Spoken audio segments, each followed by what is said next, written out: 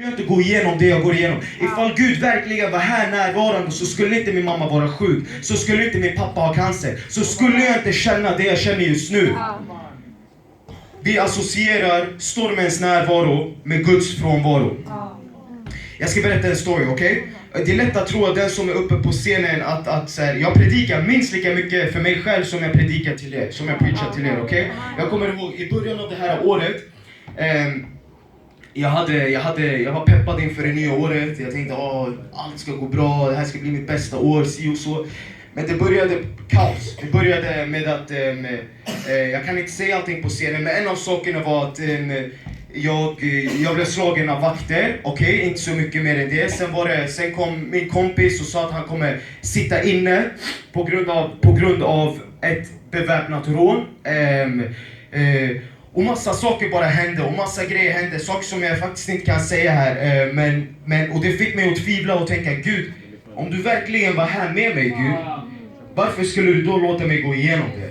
Varför skulle du låta mig ha det tufft? När du har lovat mig att du är med mig.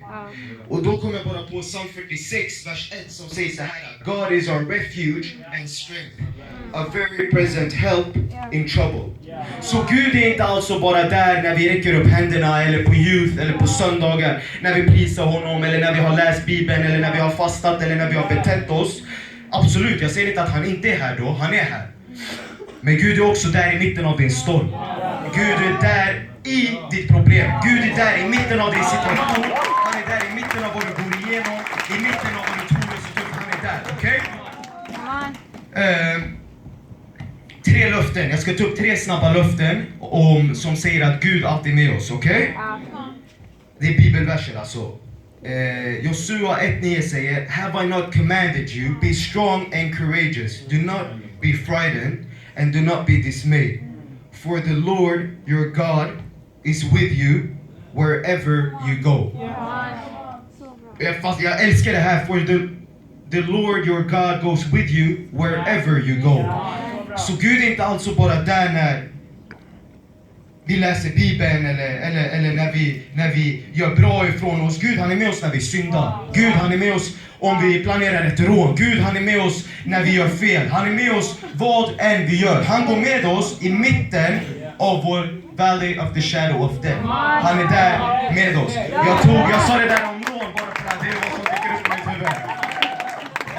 Kolla. Löfte nummer 2 säger: Fear not, for I am with you. Be not dismayed, for I am your God. I will strengthen you, I will help you, I will uphold you with my righteous hand.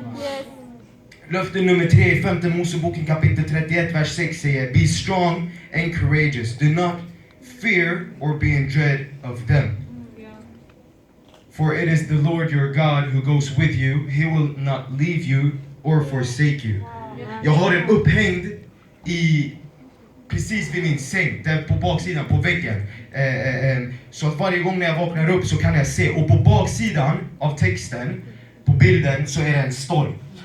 Och jag valde att lägga den där så att varje dag när jag vaknar upp så kan jag påminna mig själv att oavsett hur dagen blir, inte att jag tror att den ska gå dåligt och att jag förväntar mig att den är dålig, men oavsett hur dagen går eller hur det har gått, så är Gud där och han kommer aldrig överge oss, han kommer aldrig svika oss, han kommer aldrig lämna oss. Han har gett oss ett löfte om att han alltid ska vara med oss.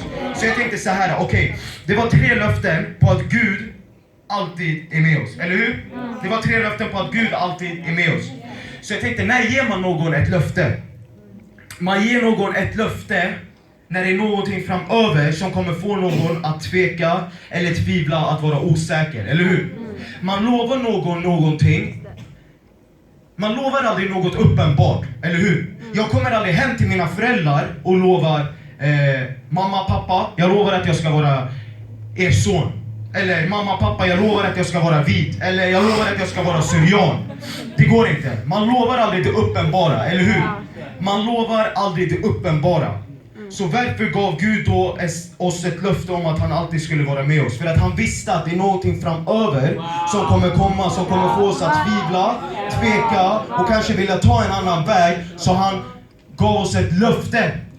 Han gav oss någonting att luta oss in mot. Så att när allting verkar gå åt fel håll, när helvetet verkar ha kommit mot dig, så kan du förlita dig på hans ord och på